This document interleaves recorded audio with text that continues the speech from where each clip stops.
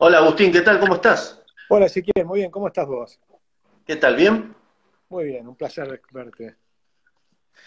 Mira, Agustín, te propongo lo siguiente. Vamos a hablar, si querés, si podés, 20 minutitos de todo este desastre que es la liberación de presos, ¿sí? Por Uf, parte de estos jueces. sí, 20, 25 minutos y después vamos a hablar un poco de acción política, de qué es lo que conviene hacer para los que no se sienten representados con lo que hay, para esta nueva, ¿no? Este nuevo emprendimiento que es Unidos, y si hay otras alternativas también las planteamos. ¿Qué te parece?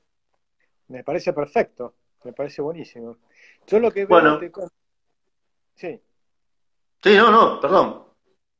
no, te decía el primer tema, que es el de los presos que están liberando. Yo lo que Sí, esto lo veo en un contexto donde esto no es casualidad. Esto lo que está pasando es exactamente lo que venimos diciendo que iba a pasar. ¿Viste? Disculpame, estoy agarrando el cable que, ahí está, ahora sí. ¿te estás Este, quedando sin batería? No, sí, ahí ya le puse el cablecito, no te preocupes, está perfecto. No, te decía, yo lo pongo en contexto.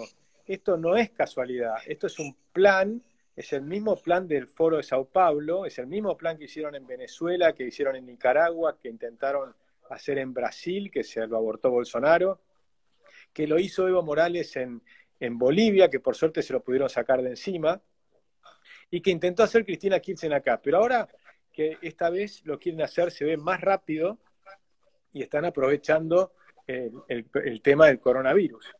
Entonces, ¿qué es lo que pasa? Esto viene en conjunto con otras cosas. Cuando uno mira lo que pasó en Venezuela trajeron los médicos cubanos.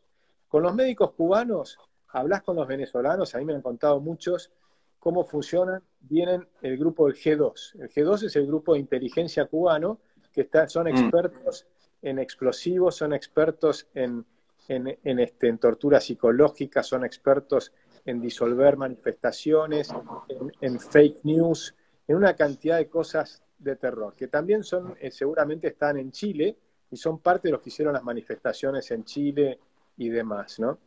Y el plan de liberar los presos también es parte de ese tema. Porque entonces, ¿qué es lo que hacen? En Venezuela armaron lo que llamaban los colectivos. Y los colectivos son unos grupos de delincuentes que andan en moto y se dedican a reprimir a los que hacen manifestaciones. Entonces, eso se suma a que estamos entrando en una economía que se está desplomando por el coronavirus a un ritmo muy fuerte. Decidieron hacer la cuarentena de las más duras del mundo, una cuarentena que no es una cuarentena de inteligencia, sino es una especie de cuarentena cavernícola, donde lo que están haciendo es prohibiéndote salir a trabajar a un montón de gente que podría estar saliendo a trabajar con cuidados, ¿no? Con los protocolos que son necesarios de higiene, de barbijos, de control de temperatura, de distanciamiento social y demás. Entonces, ¿qué pasa? Van a quebrar muchísimas empresas y van a empezar a estatizarlas. De hecho, ya empezaron a estatizar empresas. Estatizaron Mm. una clínica, no sé si viste hace esta misma Sí. semana, y ya intervino una empresa que es la que produce los respiradores artificiales. Entonces, ellos vienen con un plan muy claro de meternos al fondo del socialismo del siglo XXI. Y eso es lo que va a estar complicado para adelante. Yo creo que todo parte de un programa que ya lo vienen pensando en el Foro de Sao Paulo hace rato y que luego en el encuentro de Puebla lo ratificaron. Anticiparon lo que iba a pasar en Chile, anticiparon lo que iba a pasar en Nicaragua y demás, como que están armando todas estas cuestiones. Cuando no ganan, no dejan gobernar al que gana. Pero cuando ganan, que es el caso de lo que ha pasado acá en Argentina, aprietan el acelerador a fondo. Entonces, Ujú. y esa creo que es la gran diferencia con, por ejemplo, como lo hizo Macri. Macri ganó y no cambió nada, hizo gradualismo. Estos no hacen Ujú. gradualismo, estos aprietan hacia a fondo hacia donde nos quieren llevar. Nos quieren sacar del Mercosur. Ahora, finalmente están aflojando un poco, pero claramente no quieren ir a los tratados de libre comercio, hacer acuerdos con Europa, con Estados Unidos, no. Ellos quieren ir más bien al bloque de China, de Corea del Sur, de Irán, como hicieron la vez pasada con el pacto con Irán, y ese es el camino que ellos van a decidir. Entonces ahí es lo que hay que ver y después qué es lo que hacemos nosotros para tratar de evitarlo. La vez pasada lo logramos evitar, bueno, esta vez creo que va a ser más difícil, pero tenemos que hacerlo.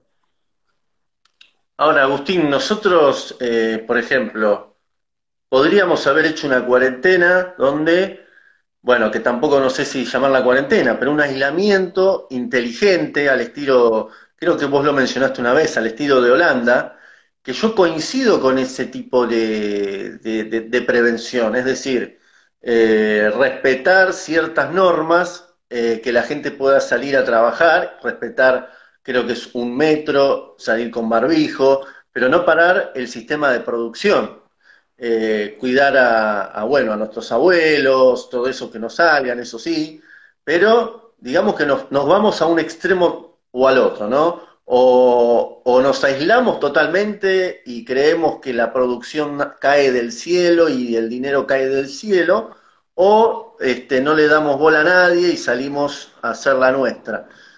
¿Vos coincidirías con esto de una cuarentena inteligente, por llamarlo de alguna manera, como se aplicó en Holanda?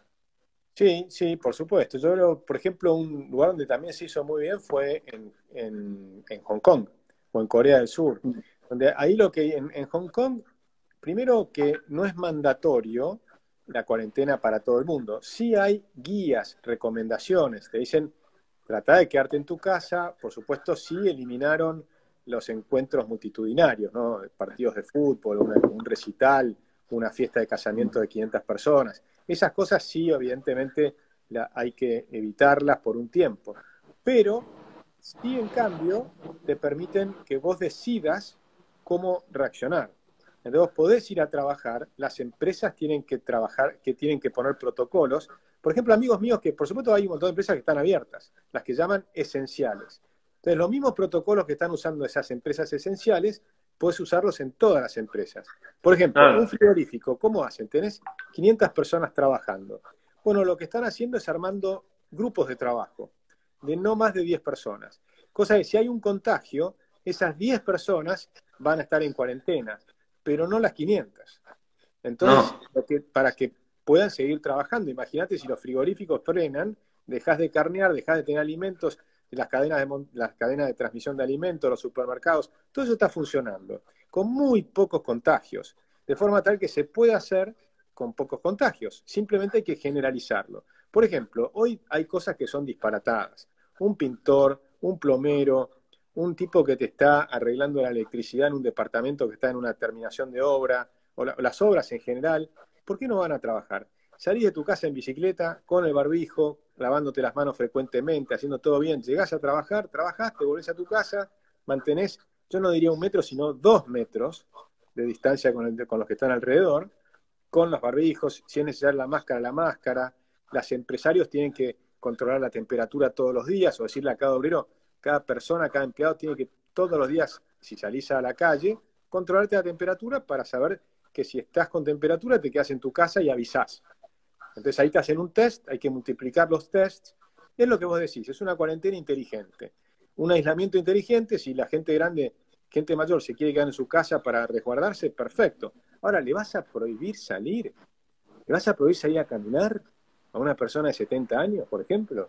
¿Por qué no puede salir a caminar hoy, que era un día lindísimo, ir a la plaza con el barbijo, manteniendo la distancia con las demás personas y sale a caminar? Eso, la gente no se da una idea la cantidad de problemas que genera la cuarentena, inclusive la cantidad de muertes que genera la cuarentena. Y ojo que esto no es solo de Argentina, creo que Argentina es de los peores, pero hay muchos casos muy malos. El programa alimentario mundial, que depende de la ONU, calcula que va a haber 27 millones de muertos de hambre extra en los próximos 3 meses.